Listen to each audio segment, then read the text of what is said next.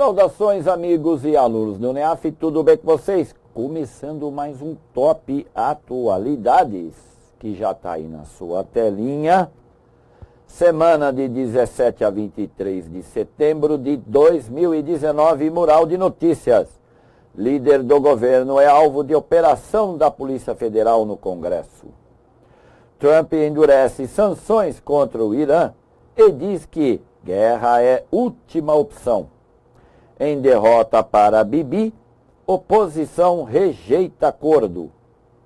Polícia prende mais 2 suspeitos de hacker de autoridades e, após críticas e tentativas de acordão, Senado desiste de afrouxar regras eleitorais. E como você já está acostumado, a gente vai para aquela aulinha de destaque.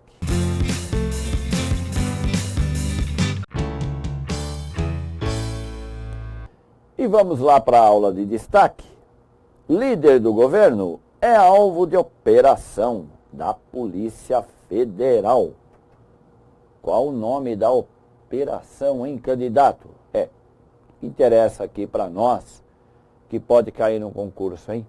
Operação Desintegração. Isso mesmo, Operação Desintegração. E o alvo aí foi o senador Fernando Bezerra Coelho. Quem é esse senador do MDB de Pernambuco e que foi, teve aí o seu trabalho lá com a dona Dilma também, não é? Claro, o Bezerra, ele foi ministro de integração da Dilma Rousseff e foi líder do governo Michel Temer até o ano passado. Então não se trata de qualquer senador. Além de que ele é o líder do governo Bolsonaro no Senado. Senado que tem, ou não tem, não é? Que aprovar, por exemplo, a indicação do Eduardo Bolsonaro para a embaixada em Washington. Senado aonde Alcolumbre, que apesar de não ter gostado nem um pouco dessa operação, deixou claro que essa operação estava passando por cima aí dos poderes, né, do legislativo. A Polícia Federal foi lá e não só lá, ela entrou na casa do Fernando Bezerra, apreendeu o computador e documentos. Aliás, Fernando Bezerra deixou o seu cargo à disposição do presidente Bolsonaro. Presidente Bolsonaro aí ficou numa saia justa. Isso, se você vai pesquisar, inclusive pelo que foi dito aí por jornalistas, tudo, deixou o governo Bolsonaro numa saia justa, porque já estamos acompanhando, incluindo aqui no Top Atualidades, o embate entre a administração Bolsonaro e Polícia Federal. E, inclusive, isso pega muito mal para o ministro da Justiça, Sérgio Moro. Então, você tem toda uma situação criada sobre o representante, o líder do governo, do governo Bolsonaro, sendo que fica muito estranho a busca de documentos do Bezerra, sendo que ele havia sido ministro lá em 2012. Fica aí a questão, né? A pergunta: será que o ministro, o ex-ministro e atual líder do governo ainda guarda documentos lá de 2012 até agora no seu gabinete? Também ficou muito estranho essa situação. Tá? Por que a Polícia Federal, né, incluindo o ministro Luiz Roberto Barroso, que foi quem autorizou a ação, não é? Sendo que a ex-DOT, por exemplo, disse que, olha, não deveria ter sido aprovada a ação da Polícia Federal. Então nós temos toda essa saia justa, incluindo essa história de que o Valeixo Lembra do Valeixo? A gente já comentou aqui o Maurício Valeixo, que é o atual, não é? É o atual presidente presidente não, né?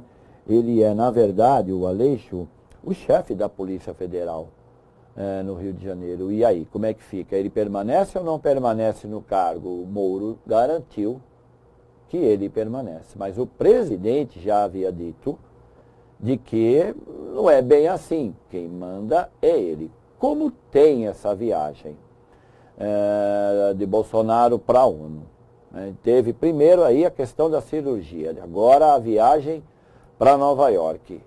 Tudo vai ficar para ser resolvido quando ele retornar. Até o retorno do presidente Bolsonaro, nós teremos que aguardar se vai haver retaliação à Polícia Federal, se o representante, né, do líder do Senado, o senhor Fernando Bezerra, vai continuar sendo o líder, porque também tem um outro lado, hein, candidato? A gente não pode esquecer isso. Tudo isso tem ligação com a Lava Jato. O presidente Bolsonaro não pode ser contra uma ação da Lava Jato. Não vai pegar bem com o seu eleitorado. Então, por isso que é toda uma situação criada aí, por uma ação da Polícia Federal para cima do líder do governo no Senado, na busca de documentos de quando ele foi ministro, porque ele está sendo acusado aí de desvio, ele e o filho, de desvio de verba aí da transposição do Rio São Francisco. Então nós temos, claro, que aguardar e teremos que aguardar. Pode ser que até a semana que vem a gente volte a falar desse assunto, mas para você que está aí me ouvindo, preocupado em pegar aqui o assunto e separar o que é importante ou não para uma prova de concurso, então eu acho que o recado foi dado. Não é? Afinal de contas, é a Operação Desintegração, esse é o nome dado pela Polícia Federal, é o senador Fernando Bezerra Coelho, que foi aí um dos alvos, mas é considerado o alvo principal, essa questão do embate entre presidente Bolsonaro e a Polícia Federal, a questão do Sérgio Moro, né, que é o que tem realmente que se preocupar com a Polícia Federal. Então, juntando tudo isso, só falta então mostrar aqui para você, o slide está aí, o Bezerra, quando deu seu depoimento aos jornalistas, dizendo: meu cargo está à disposição. E lembrando, de novo, que essa história da acusação ou do levantamento de documentos que podem comprovar aí uma corrupção de quando ele era ministro, também envolve o filho dele, não é? Cujo sobrenome, claro, é também Bezerra Filho, né? O Fernando Bezerra Filho. Fechou? Beleza.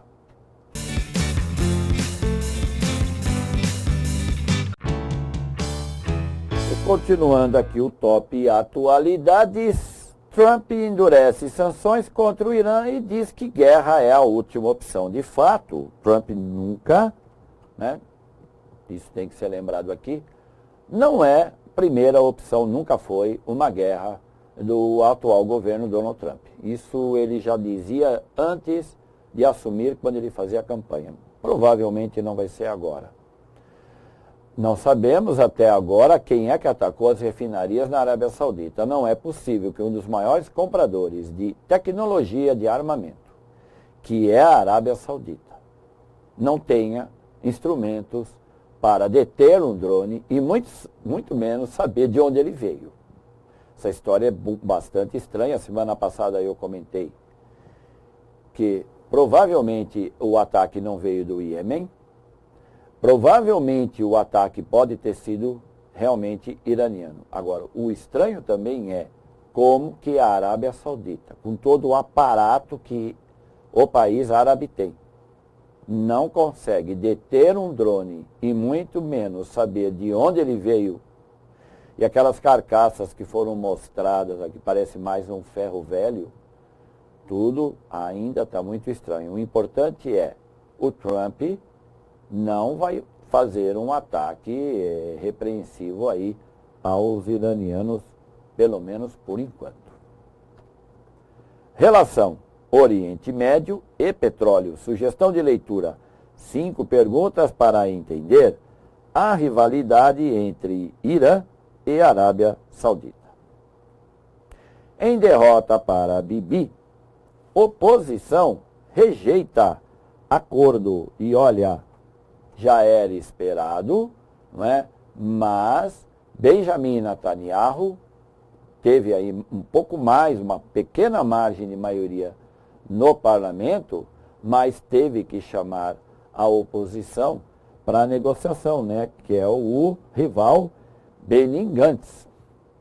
E o Benny Gantz falou assim, não tem acordo, você vai ter que se virar. Então poderemos ter no ano que vem, isso vai ser no início do ano que vem, novas eleições, porque o Benjamin Netanyahu não está garantido no cargo.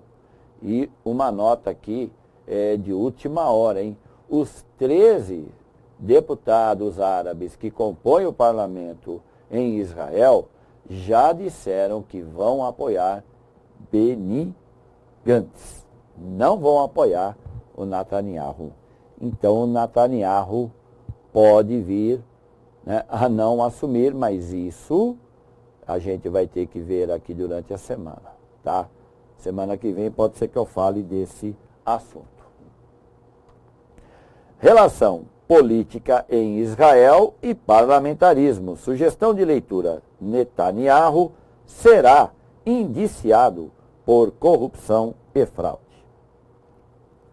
Polícia prende mais 2 suspeitos de hackear autoridades. Então é a operação, segunda fase da operação Spoofing. Que é, como sempre, né, que é o que interessa aqui para nós, a operação Spoofing. Segunda fase, que aí prendeu mais 2 hackers que trabalharam aí para pegar a escuta, principalmente desses 2 senhores que estão aí conversando. Relação hackers e vaza-jato. Sugestão de leitura. Entenda vazamento envolvendo Moro, Lava Jato e hackers, em 500 palavras. Após críticas e tentativas de acordão, Senado desiste de afrouxar regras eleitorais, mas isso não quer dizer que essas regras eleitorais, que claro agradam aos nossos nobres deputados, não estão sujeitas de ser aprovadas, hein? O que o Senado concordou é com essa pequena verba, uma verba muito pequena, né? Afinal de contas, o que é 1 bilhão e 700 milhões de reais para você gastar aí numa campanha política, que é o que acontece o ano que vem, principalmente para prefeituras e vereadores. Um dinheirinho, um café aí para Brasília, né? E o texto que não foi aprovado no Senado volta para a Câmara, mas aguarde mais emoções, hein? Os 33 partidos que atualmente existem no Brasil estão de olho aí nessa graninha. Relação eleição 2020 e lei eleitoral. Sugestão de leitura. Segundo mais caro do mundo, Congresso brasileiro tem parlamentares demais?